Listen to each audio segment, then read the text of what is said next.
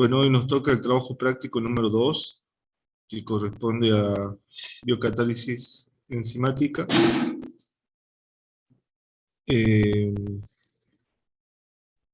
A ver, ¿dónde comparto? Acá. Pantalla completa. Ahí están pudiendo ver mi pantalla. Sí, Sí, profe. profe. Sí, profe. Bien, perfecto. Que bueno, va a tener como objetivo comprender en qué consiste esta actividad enzimática y qué factores afectan su cinética, identificar la importancia del estudio de la cinética enzimática y sus parámetros, identificar diferentes tipos de enzima mediante su código y su tipo de actividad, y conocer y comprender los mecanismos que regulan las enzimas.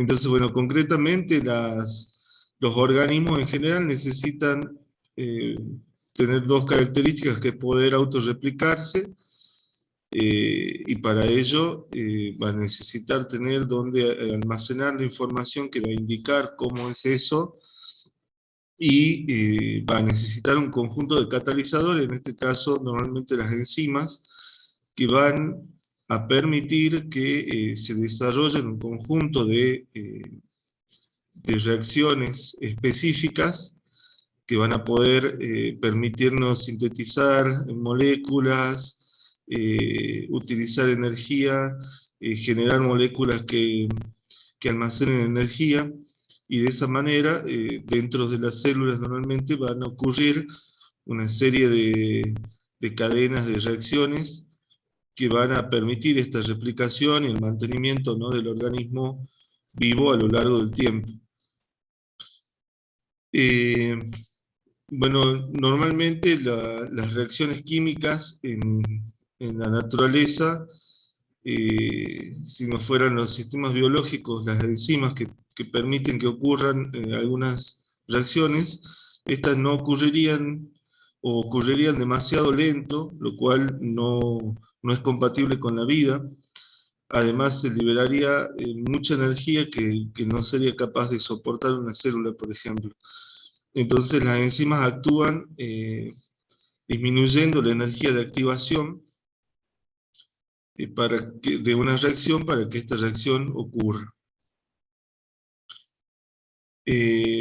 Bueno, son eficaces a pequeñas concentraciones, no sufren modificaciones permanentes, las enzimas quedan al final de la reacción inalteradas, y no afectan la posición de equilibrio del cataliza. O sea, lo único que altera es, como les decía, la energía de activación. Esta es la ecuación que normalmente representa una reacción enzimática, una reacción catalizada por una enzima, en la que E es la enzima, S es un sustrato, tiene sus constantes que nos mandan a un complejo de enzima-sustrato, o de nuevo la disociación, y a su vez desde el complejo de enzima-sustrato podemos pasar a la generación de un producto, o un conjunto de productos, y de nuevo la enzima sin alteraciones. Bueno, los factores que normalmente influyen sobre la reacción catalizada por una enzima es la concentración de enzima. Mientras mayor sea la concentración de enzima, la velocidad va a crecer proporcionalmente. La temperatura, ¿sí? Esto yo lo estoy pasando rápido porque en teoría ustedes, o sea, en teoría, valga la redundancia, tendrían que haberlo visto en los videos ya de la teoría, ¿no?, que están ya desde el comienzo de esta semana. Entonces la temperatura va a depender de las enzimas, pero a bajas temperaturas las enzimas tienen baja actividad. Si uno va incrementando la temperatura, llega un momento en el que la enzima se encuentra en la temperatura óptima y va a tener una mayor actividad. Superada esa temperatura, a veces normalmente empieza a disminuir la actividad enzimática, y cuando supera los 40 grados, las enzimas, como son proteínas, se desnaturalizan y digamos, se detiene la reacción. Bueno, obviamente hay excepciones, hay una enzima que se llama, por ejemplo, ADN polimerasa, que también funciona a altas temperaturas, ya la vamos a ver en algún momento. Bueno, en cuanto al pH, también, digamos, el pH permite de que los grupos funcionales del sitio activo de la enzima se encuentren, eh, digamos, disociados de una manera adecuada para que pueda reaccionar con el sustrato. Eh, bueno, los iones también, hay iones específicos que cuando se unen a la enzima permiten de que la enzima tenga actividad.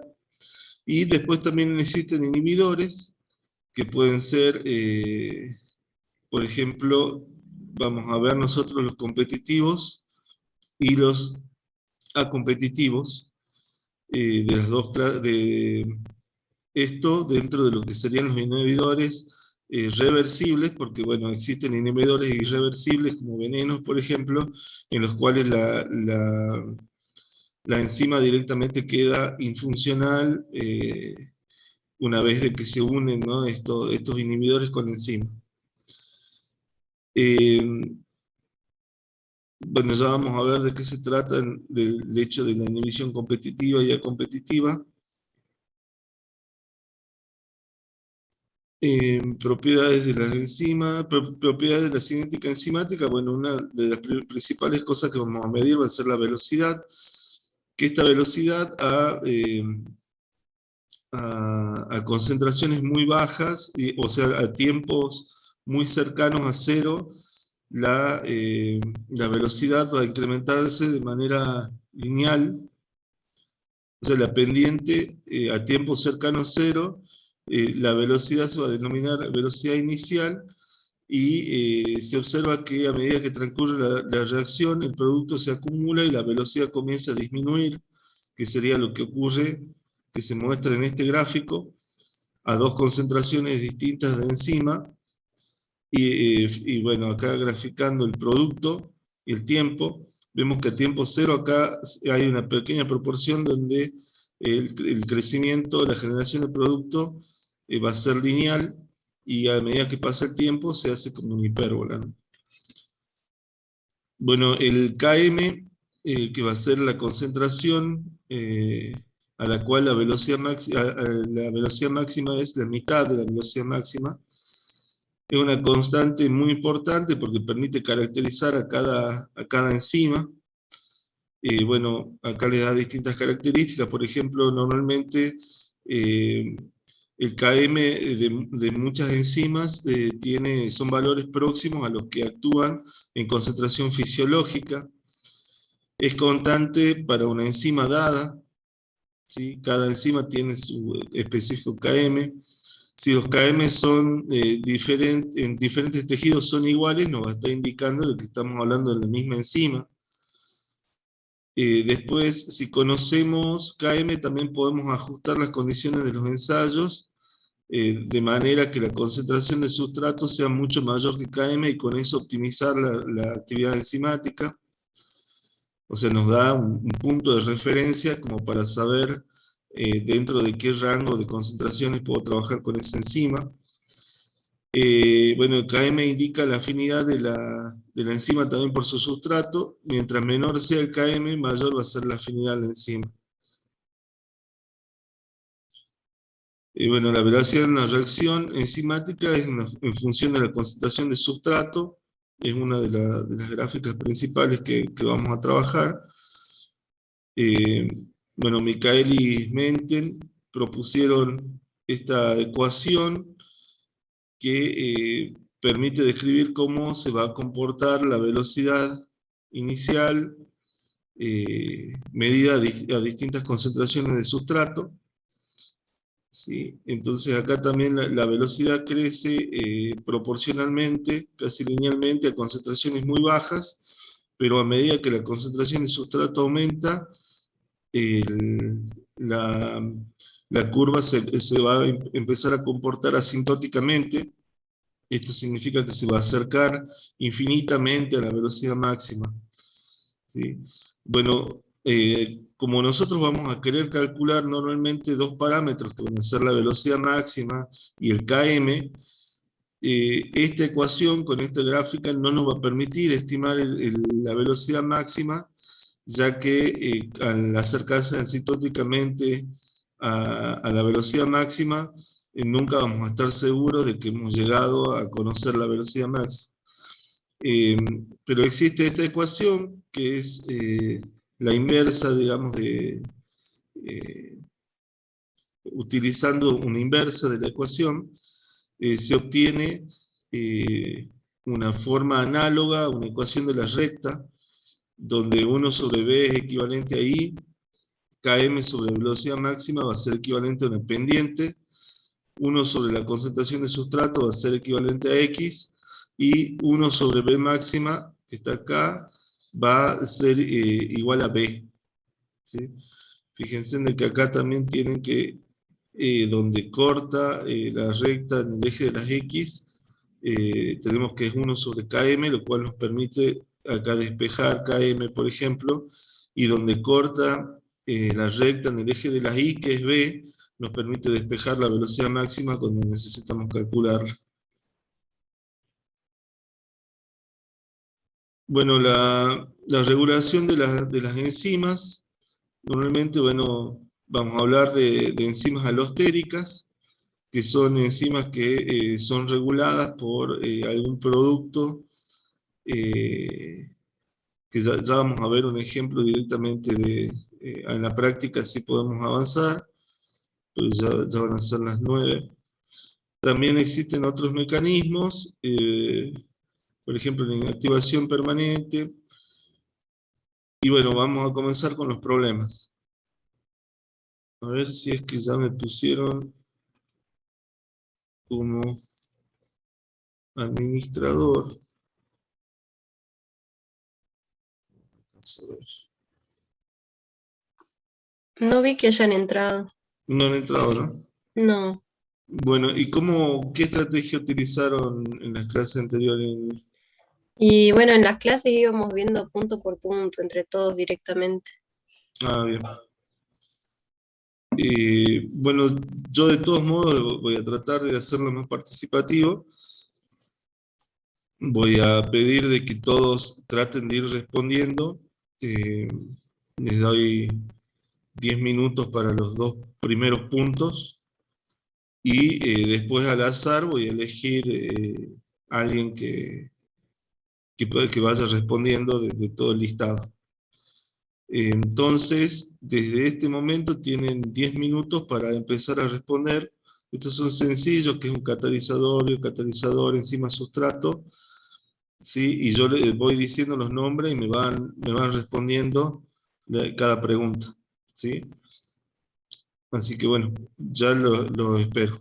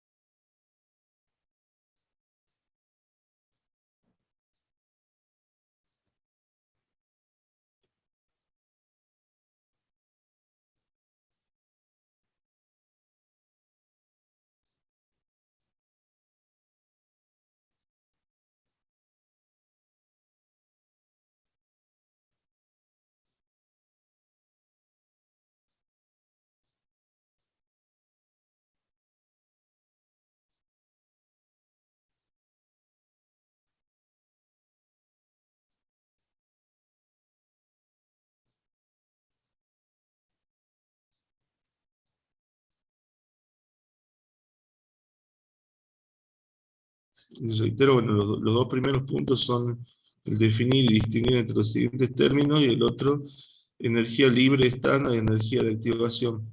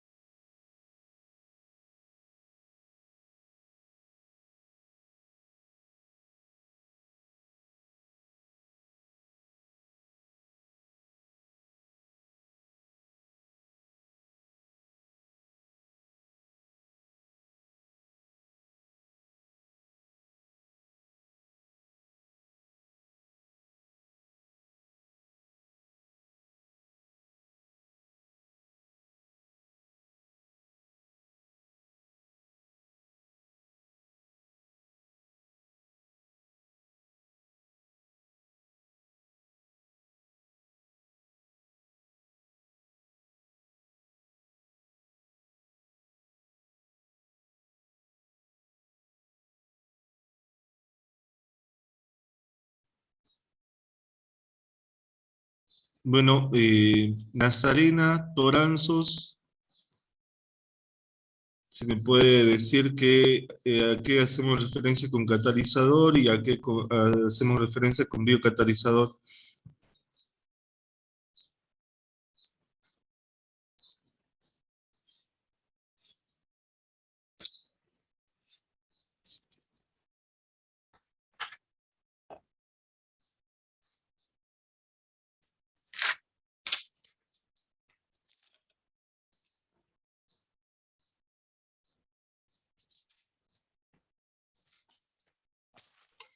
A ver, si no tienen micrófono, pueden usar el chat también. Y los Exacto. leemos.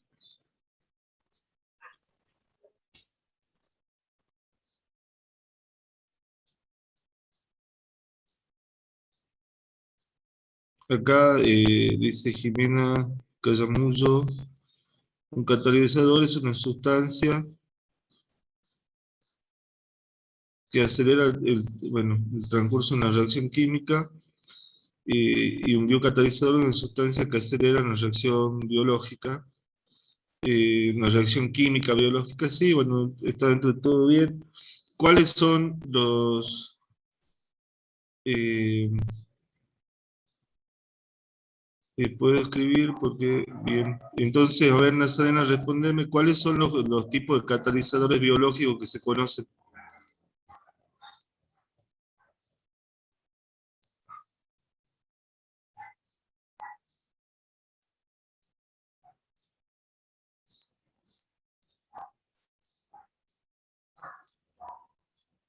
Las enzimas, sí, que son proteínas, ¿y qué otras más hay? Que bueno, no vamos a estudiarlo en este trabajo práctico, por no ser enzimas, pero existen otros catalizadores biológicos. Profe, Sí, puede ser que yo estuve leyendo que son hormonas, pueden ser también vitaminas, había estado leyendo, no sé si pueden ser. eh, bueno, las vitaminas ayudan a las enzimas, bueno, las hormonas particularmente no. Eh, Así que, bueno, en realidad no sería esa la respuesta adecuada. Hay dos tipos, unas son las enzimas, bien, y aquí alguien responde, algunas que son de ARN, bien. Existen ARN que tienen capacidad catalítica, pero bueno, nosotros no vamos a estudiar ahora su cinética. Gracias, Virginia. Profe, una pregunta. Diga. Las sustancias que aceleran una reacción se le denomina catalizador. ¿Se denominaría también catalizador a las sustancias que retrasan una reacción? Eh, no, en realidad no. O sea, la catálisis habla de aceleración de una reacción, ¿sí? Las que disminuyen la velocidad de una reacción, eso pueden ser inhibidores, bien, pero en este caso no van a ser enzimas, no van a ser catalizadores. Bueno, ¿qué sigue? Definir enzima y sustrato. ¿Qué serían las enzimas?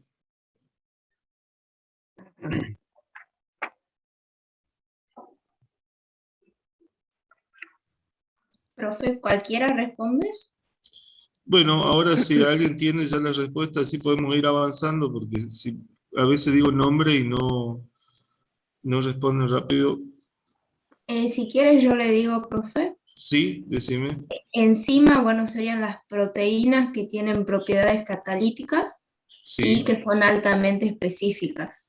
Y el sustrato es la sustancia sobre la que va a actuar la proteína cuando se une. bien, perfecto. Lo único que agregaría que estas enzimas son normalmente elaboradas por las células y son susceptibles de ser reguladas.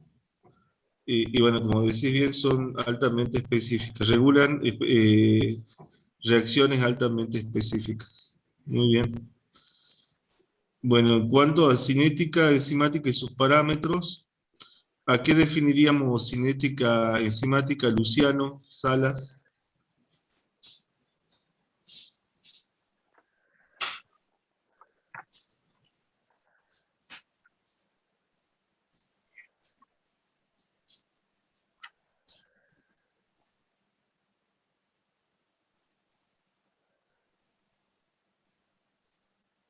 Luciano, si no podés hablar, podés escribir, por favor.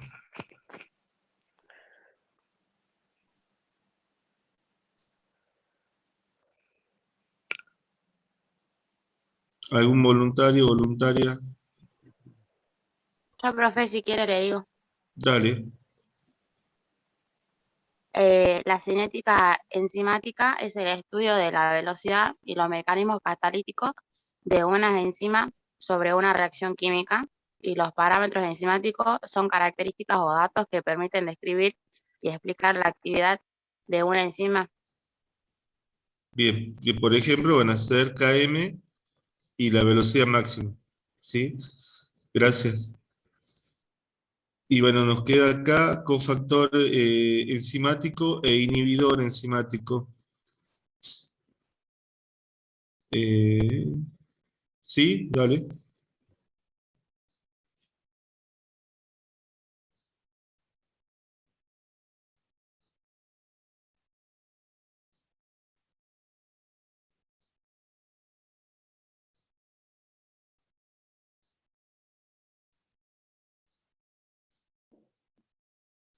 Fantástico. Bien. ¿Alguien le va quedando duda de esto hasta acá? Cualquier cosa avisan, ¿sí? Pasamos al otro punto, que decía que indique qué modifica la actividad enzimática de una reacción, y da opciones. El cambio de energía libre estándar de la reacción, o si modifica la energía de activación, o modifica ambas. Yo esto ya lo respondí prácticamente cuando venía haciendo la introducción. ¿Quién me puede decir? La energía de activación, gracias Mayra. Gracias Brisa. Entonces, pasamos a la siguiente que dice, explique la diferencia que hay entre el delta de G y el delta de G prima sería, o asterisco, y tendré que realizar un diagrama del perfil de energía, que sería energía libre versus el progreso de la reacción.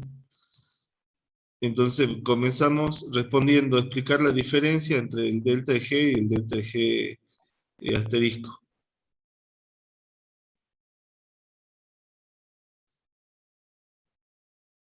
¿Qué sería el delta de G?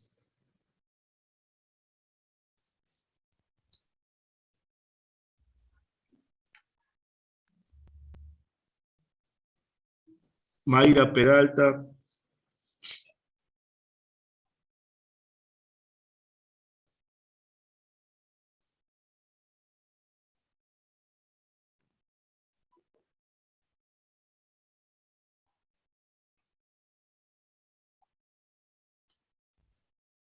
Bien, Mayra dice, es la variación de la energía libre de un sistema de un estado inicial a un estado final. Perfecto, esa sería la respuesta. Perfecto, Andrea también dice energía de la variación de la energía libre en la reacción. Bien, y en cambio el delta de G asterisco.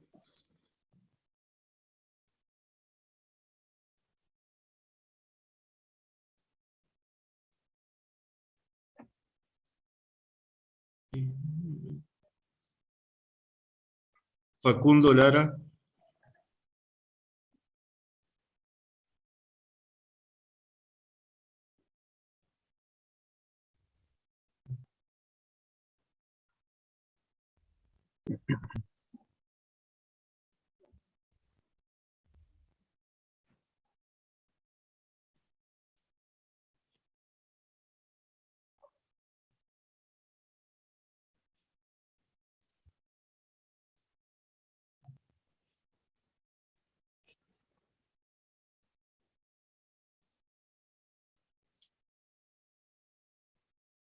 Es la energía mínima que se necesita para que se produzca la reacción.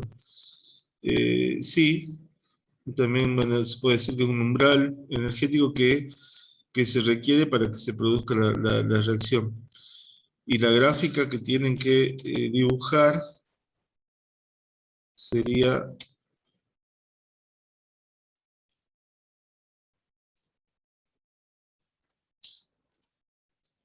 esta básicamente, en la que, como les decía, tienen el avance de la reacción y la variación de energía libre. ¿Sí? El delta de G era desde la variación entre la energía inicial y la energía final. Y acá, bueno, muestra cuál sería el delta de G asterisco, o sea, la energía de activación. Esto es sin actividad enzimática, y con actividad enzimática la variación de energía va a ser menor.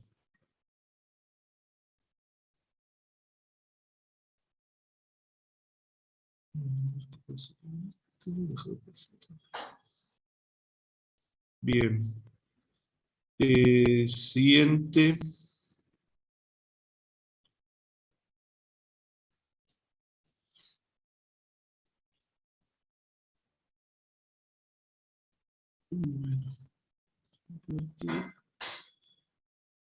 ¿Dónde está?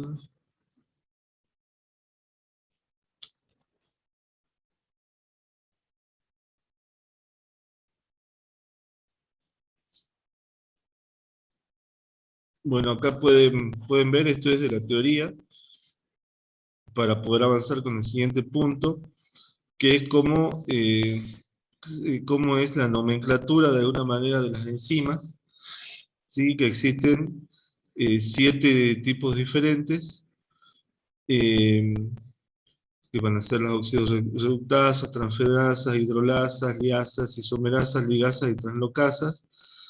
Bien, y se va a ir formando un código, que este código va a depender de lo que sería justamente la clase de enzima. Va a haber que va a ser la reacción, el tipo de reacción que cataliza, una subclase que es qué grupo interacciona, y una subclase que va a ser el tipo de reacción. Y luego finalmente tiene un número de orden. Esto permite identificar específicamente una enzima. ¿Sí? Si se hace un trabajo de investigación o se quiere aplicar justamente una enzima para lo que sea un uso industrial, de salud, no podemos usar una enzima que no estamos seguros qué es. Entonces, por lo cual en las publicaciones científicas se va a utilizar un nombre específico, que va a ser un código numérico, que va a permitir identificar específicamente a la enzima a la que uno hace referencia. Entonces,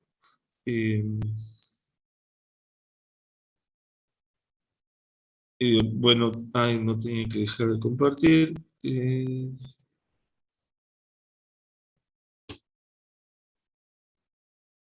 Entonces, vamos a tener acá este ejercicio, es el ejercicio 3, que dice completar la tabla sobre la nomenclatura de las enzimas.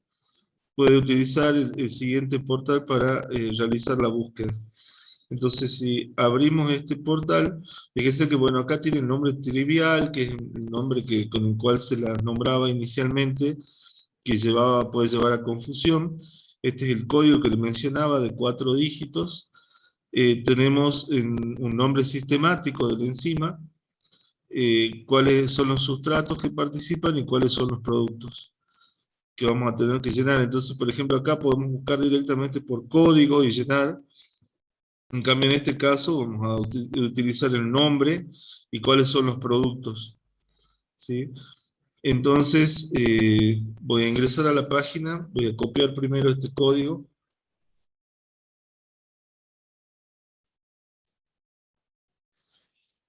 Fíjense de que acá tenemos esta página que nos permite buscar por el número de enzima o buscar por el nombre. ¿Sí? Yo voy a pegar acá el número. Y fíjense que a partir del número me aparece solo una enzima. ¿Sí?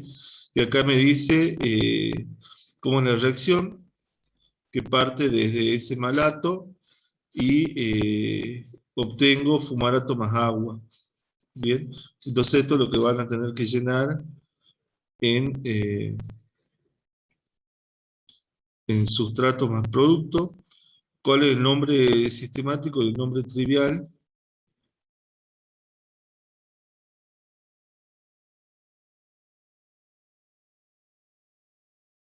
Acá está el nombre sistemático, que este lo van a copiar y lo van a pegar. Y acá va a tener el nombre trivial. Bien. ¿Alguna duda?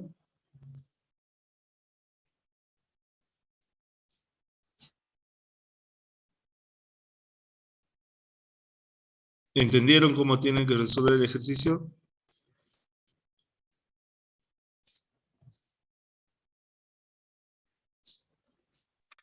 Sí, profe. Bien. Entonces acá vamos a ver un ejemplo buscando por el nombre y ustedes después buscan el resto. Entonces acá voy a buscar como glutamina sintetasa. Voy a buscar con el nombre en inglés porque la página está en inglés.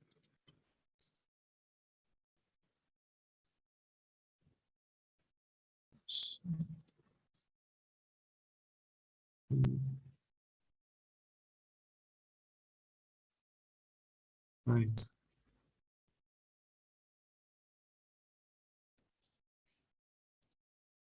Entonces acá ahora busco por el nombre.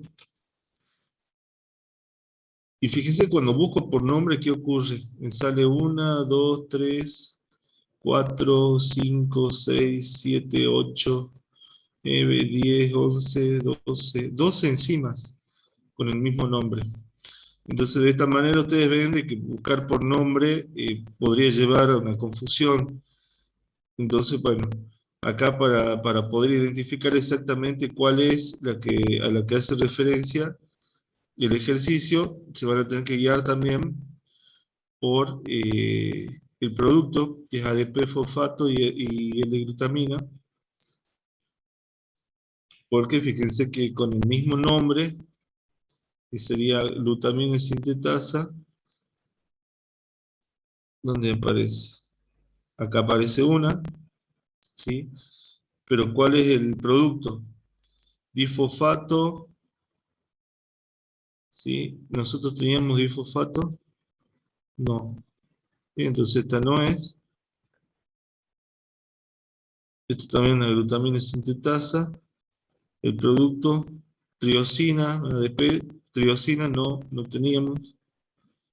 Y así van buscando. De última lo que haría es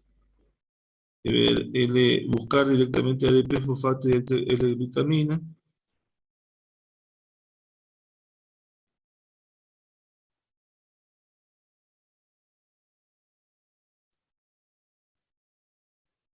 ADP, fosfato y L-glutamina. ¿Sí? Entonces fíjense que el código, este es el código que van a tener que copiar y pegar acá. El nombre sistemático lo van a tener acá para copiar y pegar. Y bueno, ¿qué más queda? Los sustratos que van a ser estos, ATP, L-glutamina, glutamato, perdón, y ay, no sé, tres. Eh, Así que bueno, de esta manera van a poder ir resolviendo el ejercicio, ¿sí? No me detengo más en eso porque ustedes lo pueden resolver ya tranquilas en sus respectivos hogares. Bueno, entonces, paso al siguiente punto. Les doy 5 minutos para resolver esta. No vamos a tener tiempo, si les sigo dando tiempo. Este ejercicio, ¿alguien lo pudo hacer? ¿Alguien lo pudo resolver? Como para que responda.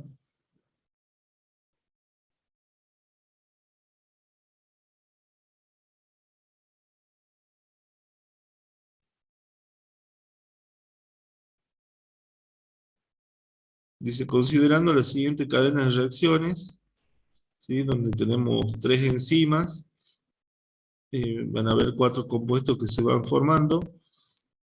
catalizada del sustrato A hacia el B, bueno, así sucesivamente. Dice que explique qué debería ocurrir para que haya un efecto alostérico negativo y sobre qué enzima ocurriría.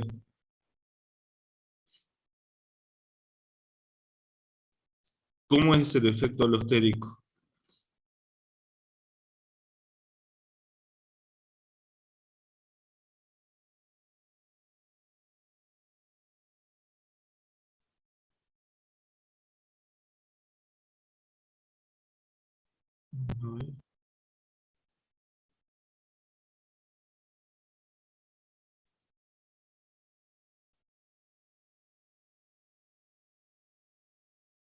Acá dice, las moléculas distintas al sustrato que se unen a las enzimas alostéricas constituyen los efectores que se consideran negativos si inhiben a la enzima. Muy bien, ¿sí? Y en este caso actúan, digamos, por ejemplo, hay esta cadena de reacciones que veíamos recién, ¿sí? Normalmente el producto, por ejemplo, de la última reacción, cuando se empieza a acumular, inhibe a la primera enzima, ¿sí? ¿Y por qué inhibe y le conviene biológicamente hablando, fisiológicamente hablando, a una célula de que la inhibición sea de esa manera? O sea, el control alostérico sea desde el producto del final a la primera enzima. ¿Por qué creen ustedes?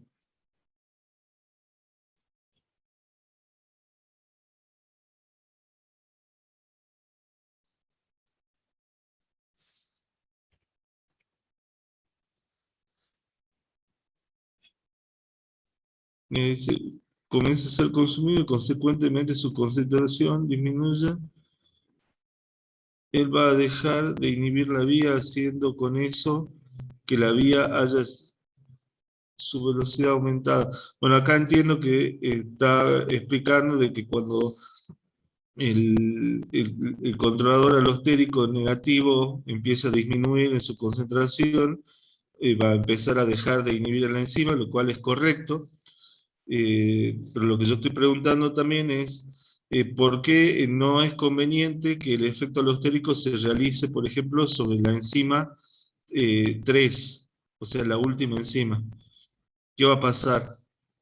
Se van a ir acumulando los productos de la reacción 1 y la reacción 2 innecesariamente. Entonces se genera, exactamente, se acumularía y se gastaría energía innecesariamente. En cambio, al inhibir sobre la primera reacción, o sea, sobre la enzima 1, no se producen los intermediarios y de esa manera no se gasta energía de manera innecesaria. Buenísimo, Lourdes.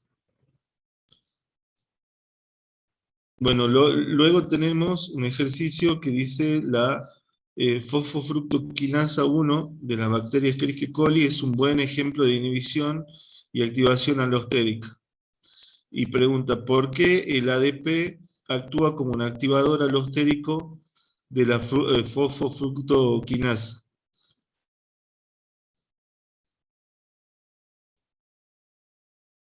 Esto, para resolverlo, porque nos quedan solo 25 minutos y todavía nos falta ver los ejercicios con los gráficos.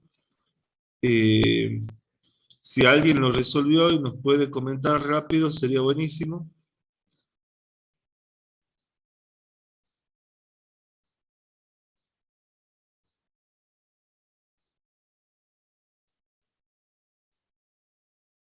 Bueno, yo se los voy comentando hacia el pasar.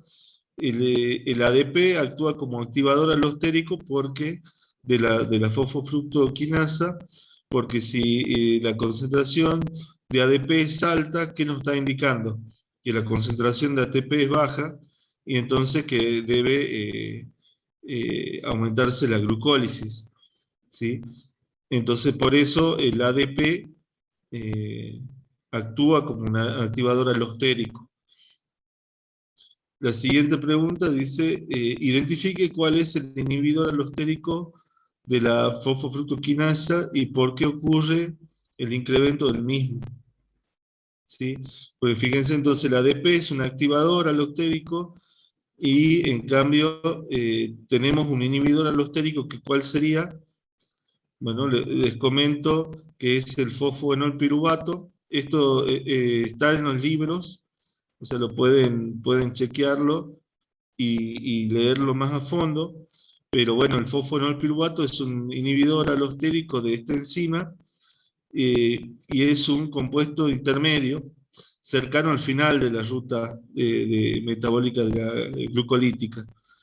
Cuando la concentración de este fosfoenolpiruvato aumenta, la producción, digamos, es evitada al inhibir la fosfofructoquinasa. En este caso, el producto se empieza a generar, y al aumentar su concentración, ya, digamos, es como que la célula no necesita más, entonces esa cantidad de fosfoenolpiruvato empieza a inhibir a la primera enzima. Luego, diferente sitio activo de sitio alostérico. Diferenciar sitio activo de sitio alostérico. ¿Sí? ¿Cuál sería la diferencia?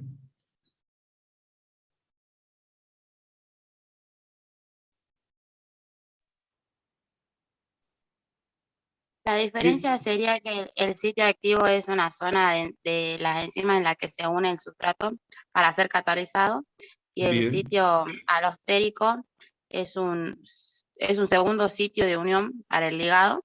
Es el sitio donde se une un inhibidor o activador y causa cambios en la conformación de las enzimas. Perfecto. Así es. Gracias.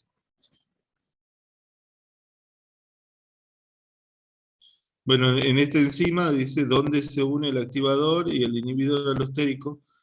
Bueno, el ADP y el inhibidor se van a unir en el mismo sitio regulador, en este caso. ¿Sí?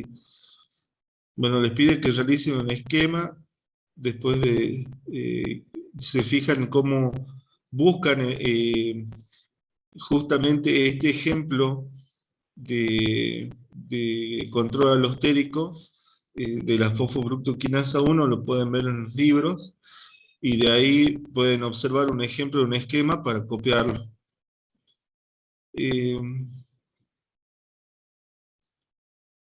Dice, existen dos estados en los que se pueden encontrar las enzimas alostéricas. Van a tener una conformación T y una conformación R. Cuando se presenta cuando hay una conformación T, esto quiere decir de que hay unido un inhibidor alostérico. En cambio, en la conformación R, la enzima va a estar unida a un activador alostérico.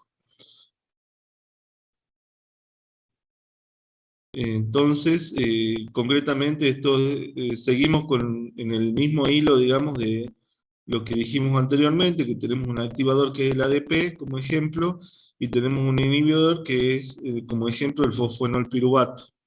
Bien, entonces cuando se une uno, va a tener un tipo de conformación la enzima, y cuando se une el otro, va a tener otro tipo de conformación.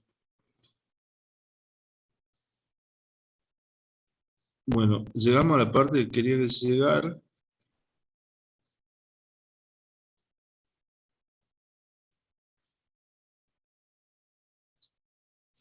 Ahí están viendo mi pantalla, ¿no? Sí, sí se ve.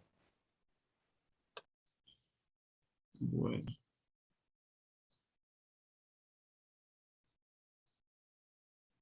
Bueno, teniendo en cuenta la siguiente tabla, dice, en la cual tenemos la concentración de sustrato, ¿sí?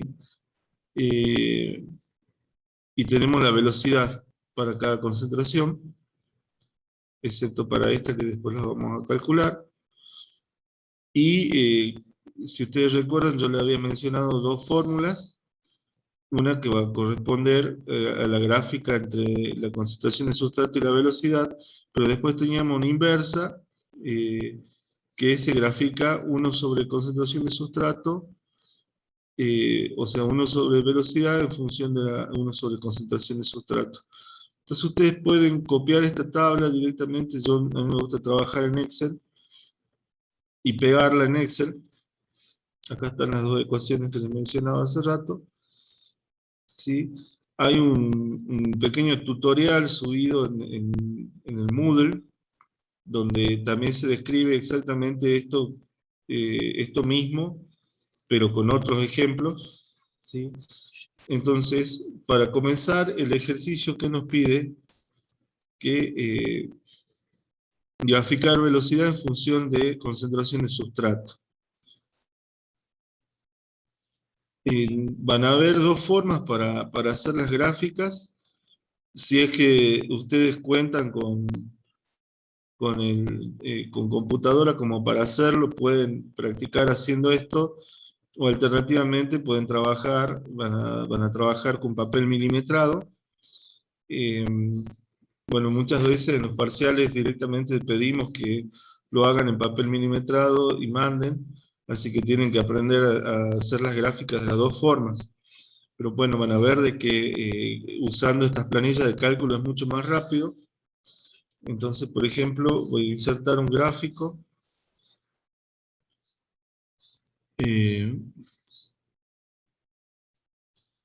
Fíjense que dejo haciendo clic fuera de esto, porque si no el programa no sabe qué columna seleccionar y grafica cualquier cosa. Bueno, acá dice seleccionar datos, acá arriba. Y acá vamos a agregar set de datos. Como nombre podemos elegir esto, la velocidad. En el eje de las X, ¿qué va a ir? Van a ir estos datos que son la concentración de sustrato. Y en el eje de las Y va a ir lo que es la velocidad.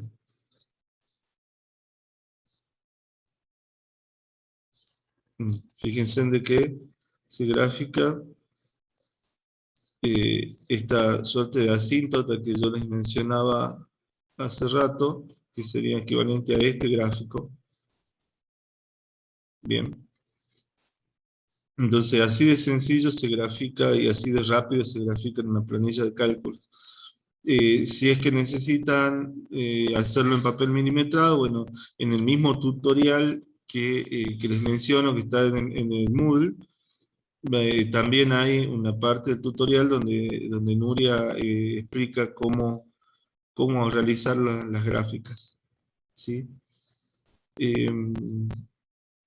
¿Qué más pide el ejercicio? Acá. Bueno, nos pide que grafique 1 sobre B en función de 1 sobre sustrato, concentración de sustrato, y que calculemos Km y velocidad máxima. ¿Sí? ¿Cómo hacemos eso?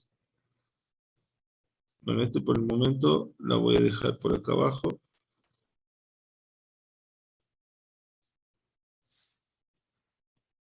La planilla les permite hacer el cálculo, pongo igual a 1 dividido y selecciono la concentración de sustrato, doy enter y automáticamente se calcula.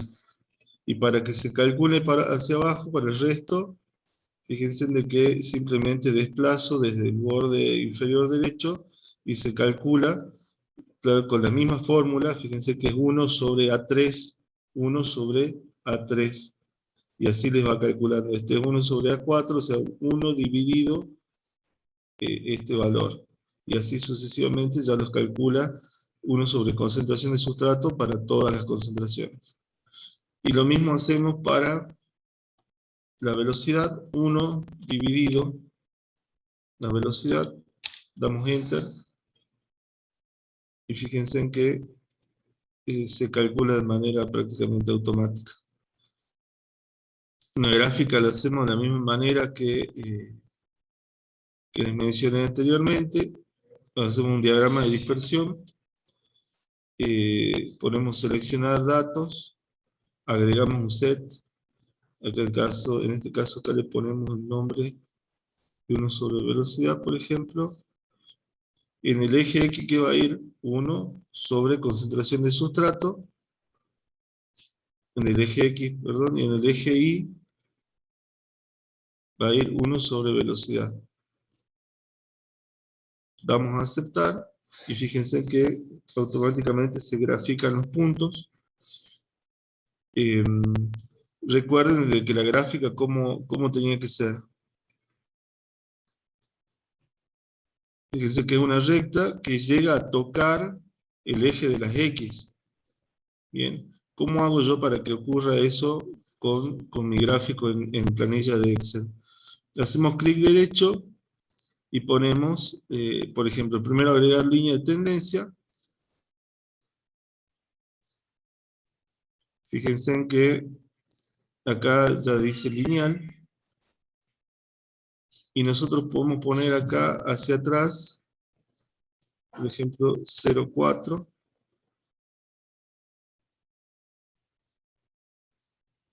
No alcanzó, vamos a poner 0,8. Me parece de mucho, 0,6. Ahí está. Perfecto, entonces nos queda, fíjense, la recta de la misma forma que se esperaría para un doble recíproco. Otra cuestión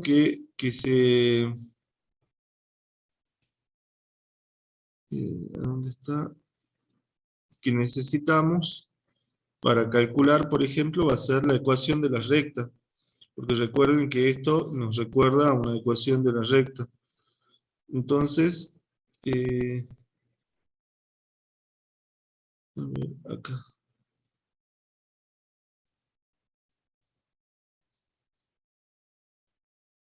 Formato de la línea. Ustedes fíjense que acá tienen para presentar una ecuación de la recta. Entonces ya tienen, en este caso, ¿qué va a ser? A, que es la pendiente, va a ser equivalente a km sobre velocidad máxima. Y B, que es 0,1976, va a ser equivalente a 1 sobre B máximo.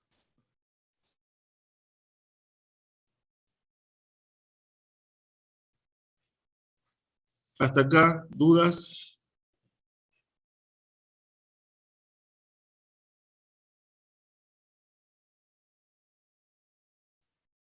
Profe, ¿Sí? ¿esta forma en Excel la tenemos que presentar en el práctico o la presentamos con hoja milimetrada? Y los doy para elegir lo que ustedes prefieran. ¿Sí? Si tienen computadora, por ahí es más fácil hacerlo de esta manera. ¿Sí? Aunque de todas formas está bueno practicar con la hoja milimetrada. Pero bueno, pueden presentarlo cuando presenten el trabajo práctico de cualquiera de las dos formas. Bien. Profe, Entonces, ¿me puede sí, mostrar diga. la primera gráfica? Porque se me cortó, tuve que salir y no la pude ver. Bien. Como la... La primera gráfica, que es esta, como una forma de asíntota, que sería equivalente a esta. Bien. Simplemente se hace, fíjate que acá yo al seleccionar la gráfica me muestra de que los datos que tomé son la concentración de sustrato y la velocidad. Velocidad en función de concentración de sustrato. Bien. En cambio, cuando me paro acá, lo que grafiqué en esta es 1 sobre la velocidad en función de 1 sobre la concentración de sustrato. Bien.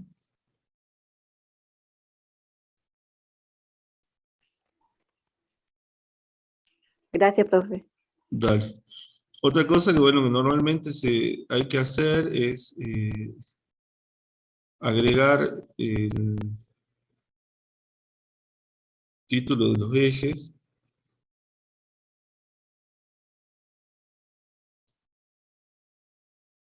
Acá es 1 sobre la concentración de sustrato. Esto en el eje de las X. Y en el eje de las Y,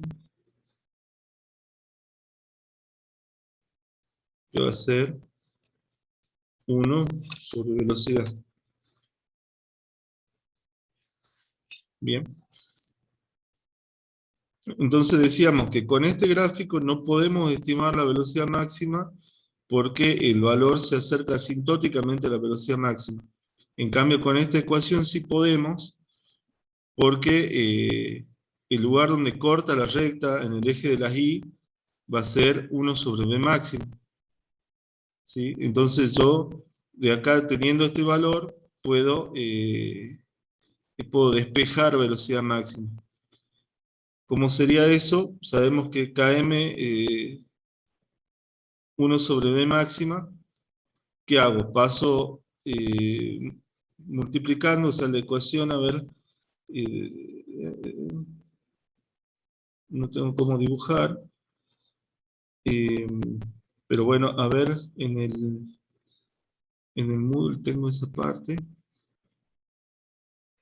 Acá en Zoom hay una herramienta para Sí, a que ver, sí. tiene como un lápiz. No sé si pone el cursor para arriba, creo que se le despliega una lista de opciones. En más, grabar, reacciones, deshabilitar, ocultar, compartir sonido, optimizar, informar, noche, no lo encuentro, No. anotar. ¿Y dónde anoto? Texto, dibujar. ¿Será este?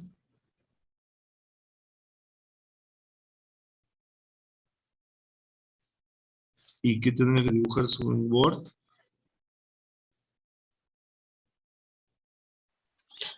Creo que en cualquier página le permite hacer anotaciones.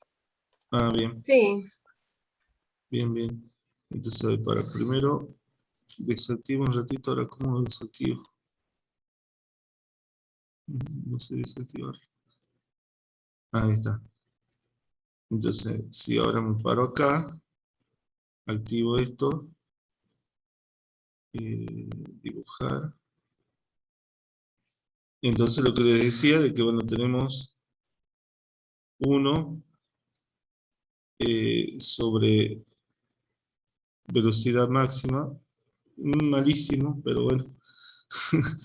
Esto va a ser igual al valor 0,1976.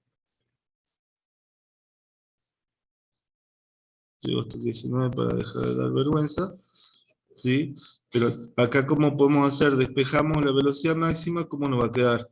1 sobre 0,19, y esto va a ser igual a la velocidad máxima. Bien, entonces divido 1 sobre 0,19, ¿y cuánto me da? Por ejemplo, acá está, esto es 1 dividido 0,1976, y me va a dar que la velocidad máxima es 5,060. Bien, siguiendo la misma lógica para despejar, acá vamos a despejar km, porque ya tenemos la velocidad máxima, ¿sí? Entonces, a ver, voy a anotar.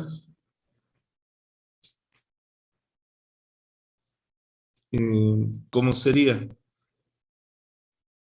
Km sobre velocidad máxima va a ser igual a ¿qué? A 0, según la ecuación esta, 0,4062. Entonces le voy a poner 0,4 nomás para no seguir dibujando asqueroso. ¿Sí? Y ¿cómo despejo de acá km? Paso simplemente multiplicando para este lado la velocidad máxima. ¿Sí? O sea que va a quedar km igual a 0,4 por la velocidad máxima. Si nos fijamos acá, justamente lo que hice, multipliqué la velocidad máxima por el 0,4062 y obtengo km. Bien. Entonces, ya tengo los valores que me pide. Acá lo que me pedía ¿Dónde está? Acá. Dice graficar 1 sobre B en función de 1 sobre concentración de sustrato y calcular Km y B máximo. Entonces ahí ya tengo calculado los dos valores. Acuérdense de colocar las unidades nomás. Después si miran el tutorial, está bien explicadito ahí también cómo sería el tema de las unidades.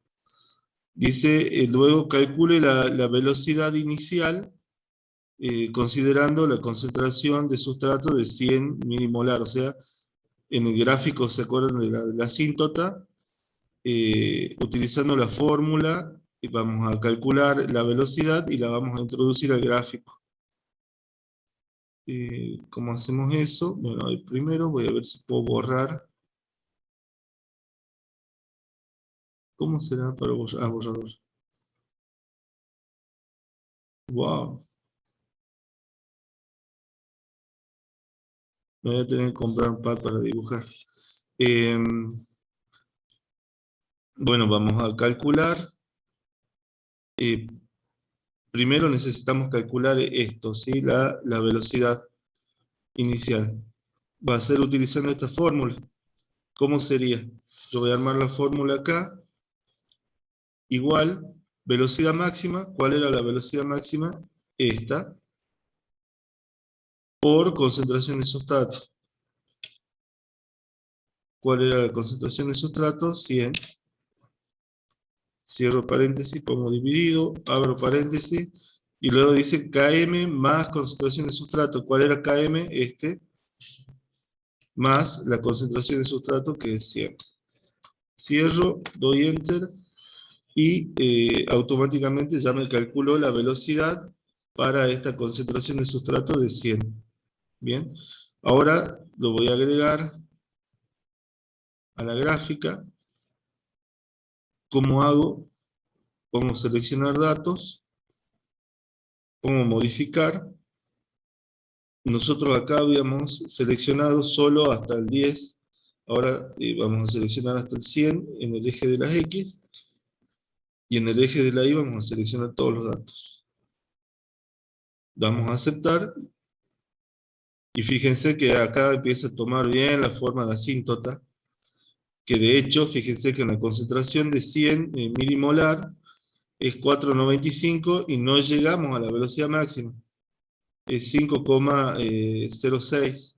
Y si seguimos aumentando la concentración, se va a seguir acercando infinitamente hasta este valor, pero nunca lo alcanza. ¿Bien? ¿Dudas hasta acá?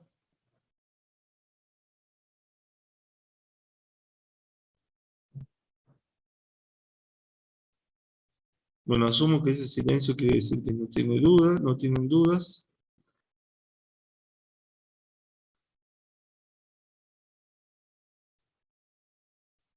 Bueno, queda bastante todavía. Teniendo en cuenta el siguiente gráfico, dice de qué tipo de inhibición se trata, explique en qué consiste y cuál es el comportamiento de los parámetros enzimáticos. ¿Sí? Acá el comportamiento de los parámetros se ve de que los Km varían y también varían las velocidades. ¿Sí? Bueno, les dejo eso como tarea para la casa porque ya nos quedan 10 minutos para que explique esto. Entonces ya ustedes se fijan de qué tipo de inhibición se trata. Acá teniendo en cuenta el siguiente cuadro, dice graficar en el mismo eje de coordenada velocidad en función de concentración de sustrato, ya sea con o sin inhibidor. O sea, vamos a hacer los dos gráficos que hicimos hace rato, pero con inhibidor y sin inhibidor en cada gráfico. Bueno, esto a ver si yo ya lo copié. Sí. Bueno, primero que nada, vamos a agregar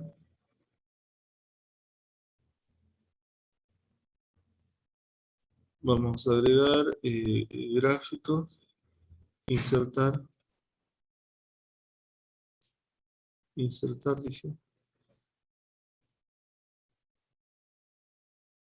Bien, seleccionamos datos, vamos a agregar primero un set, No le voy a poner nombre por ahora. Bueno, sí. Esto va a ser...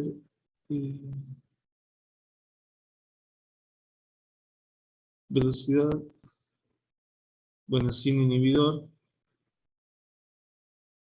En el eje de las X vamos a tener las concentraciones. Y en el eje de las Y, la velocidad sin inhibidor.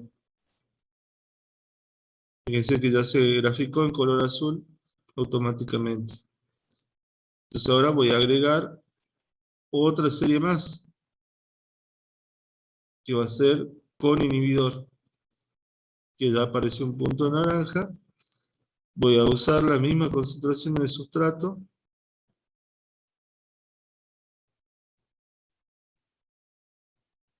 pero en este caso voy a utilizar las velocidades con inhibidor.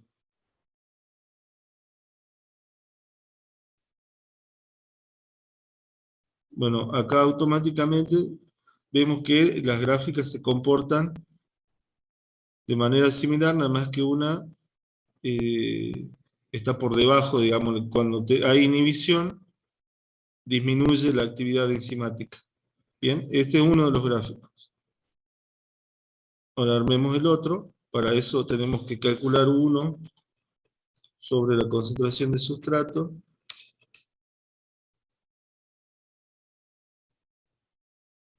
Tenemos que calcular 1 sobre velocidad. Esto es sin inhibidor. Y esto es con inhibidor.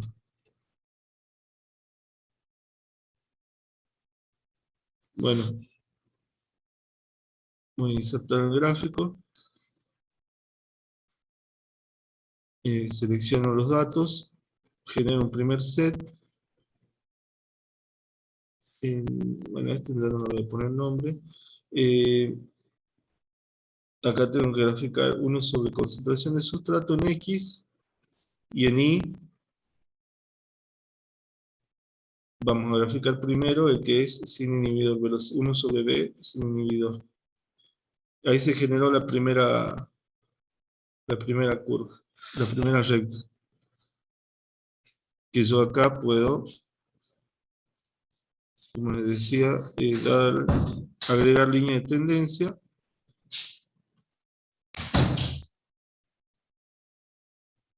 Vamos a ir hacia atrás.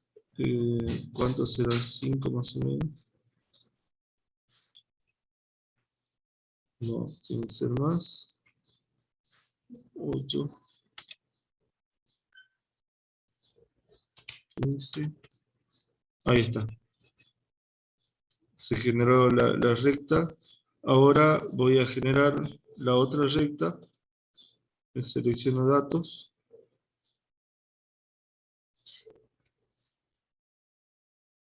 Agrego una más. X. Va a ser el mismo 1 sobre concentración de sustrato, pero en el eje de la Y ahora va a ir el que es con inhibición.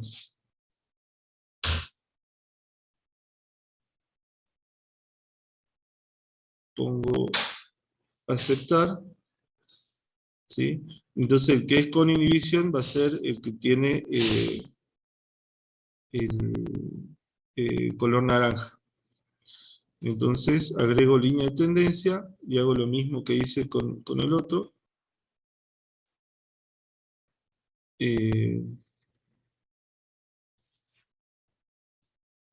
15 más o menos.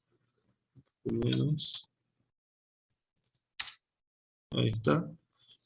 Y bueno, para ambos tengo que presentar la ecuación. ¿Sí? Esta sería la ecuación para con inhibidor, que es la recta naranja que está acá. ¿Sí? Y presento para sin inhibidor. Entonces, ya obteniendo las fórmulas, directamente procedemos como hicimos en el ejercicio anterior, ¿sí? Despejando a partir de 1 sobre B máxima y la pendiente, ¿sí? Que tenemos los dos valores, entonces podemos despejar como hicimos acá y calcular B máxima y KM. Bien, no lo voy a repetir el proceso porque ya lo mostré y además porque nos quedan 3 minutos. Dice, bueno, calcular KM para el sustrato, para las reacciones con y sin inhibidor, calcular la velocidad máxima de la reacción y de qué tipo de inhibición se trata.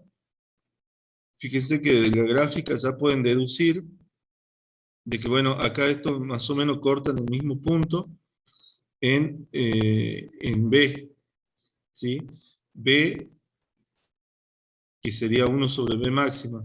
Si 1 sobre B máxima es lo mismo, las dos rectas, que quieren decir que la B máxima es igual tanto para la reacción con inhibidor como para la reacción sin inhibidor. Bien.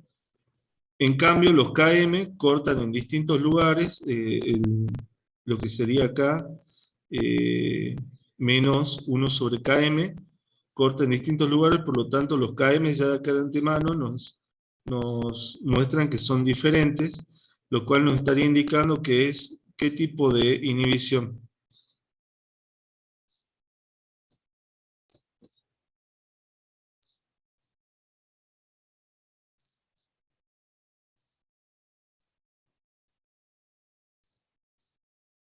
Alguien respondió, Nuria, como yo no puedo ver el chat, ¿alguien responde por el chat?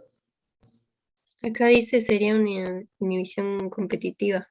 Muy bien, perfecto. Inhibición competitiva también. Joaquín, Mayra. Buenísimo. ¿Y por qué? Simplemente porque la velocidad máxima termina siendo la misma, ya que cuando nosotros le podemos agregar más sustrato, y el sustrato compite con el inhibidor y termina ganándole el sitio activo. Pero esto también tiene repercusión en el hecho de que a concentraciones bajas va a disminuir la velocidad de reacción, ¿sí? Pero a medida que vamos subiendo la concentración, vamos a poder observar que el sustrato reemplaza al inhibidor, por eso se llama competitiva, y llega un momento que a concentraciones saturantes de sustrato, el sustrato termina ganándole al inhibidor y alcanza de todas maneras la velocidad máxima. Por eso es que cambia el KM, porque a concentraciones bajas el inhibidor puede actuar, pero la velocidad máxima es la misma, porque si aumentamos lo suficiente la concentración del sustrato, vamos a alcanzar de todas maneras esa velocidad máxima. Así que bueno, ¿dudas? Llegamos justo a las 10.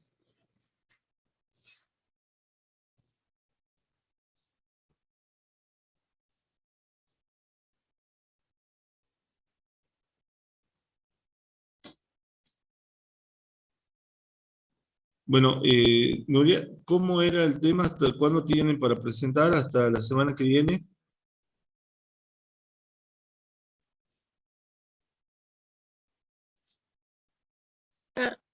Sí, tienen hasta el lunes, hasta las 23:59 para entregar. Ya saben que en todo caso, si necesitan que les extendamos el plazo de entrega, nos tienen que avisar. Porque si Bien. no, se toma como no ¿Hasta qué entregada hora, la guía. profe? ¿Hasta qué hora? Todos los lunes a la noche sería hasta las 12. 23:59. Había Empieza. escuchado hasta las 3 de la tarde, creía. Ah, no. No, a la noche. Ah, bien. Bien, bueno, y por el Moodle cualquier cosa me consultan a mí, me buscan y mandan un mensaje a mí, si es que tienen alguna duda. O bueno, a Nuria también le pueden preguntar, ¿no, Nuria? Sí, sí. Bien. También cualquier duda nos manda mensaje por Moodle. Acá Tamara pregunta, de los libros que están subidos al Drive, ¿cuál es el más completo? Yo creo que Sí, como que se tendrían que fijar cuál es por ahí por temas, ¿no? Claro, ¿Cuál les parece mejor, que explica un tema que otro? No quedarse con uno solo. exacto. Sí, a veces no me acuerdo cuáles que están subidos. Está en el Horton, el blanco, en... Bueno, para el tema este, está bueno que vean el Horton, sobre todo para inhibición alostérica. Y bueno, el blanco también está accesible, digamos, el tema, este tema al menos. Entonces yo les recomendaría que, bueno, el Horton, como les dije, para que vean a fondo el tema de la inhibición alostérica, bien, y los otros temas los pueden ver en el blanco, ¿sí? Y bueno, les recomiendo que para cada tema, al docente que le toque dar el trabajo práctico, le preguntan qué libro capaz que es mejor, como dice Nuria, por tema, capaz que hay un libro mejor que otro. ¿Bien?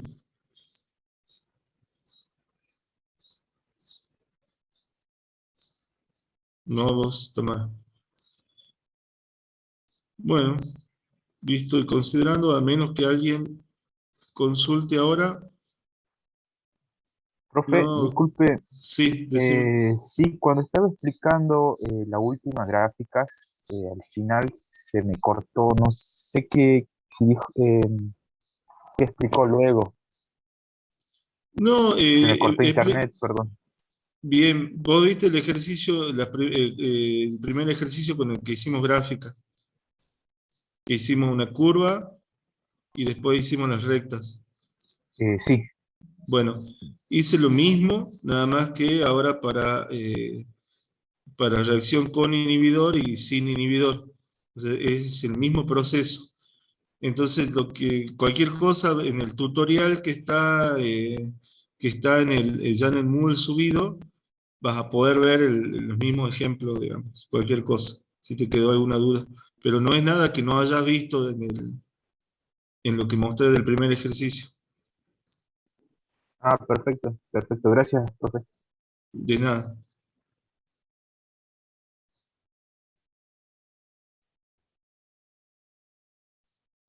Sí, bueno, a ver, en realidad lo único que te podría complementar, pero lo mismo estaría bueno que veas el tutorial, es que para agregar dos sets de datos en un mismo gráfico, tenés que poner seleccionar datos y fíjate de que acá hay dos series. Yo agregué una y después agregué la otra serie. Primero agregué sin inhibidor y luego agregué con inhibidor. Bien, en cambio, en el ejercicio si vos te fijas, acá hay una sola serie de datos, ¿sí? Entonces, para que puedan graficar dos sets de datos en un mismo gráfico, como les digo, tienen que ir agregando los sets de datos que tengan. ¿Sí? Pueden agregar un montón de sets. Pero bueno, en este caso son solo dos porque uno es sin inhibición, sin inhibidor y el otro es con inhibidor. Perfecto, profe, entendido. Gracias. No, de nada. Bueno, gracias chicos. Cualquier cosa consulten. Que estén bien. Muchas gracias Nuria por conectarte. No, gracias, profe, gracias, chicos. Bueno, Muy linda clase. dale. Que estén bien chicos. Hasta luego.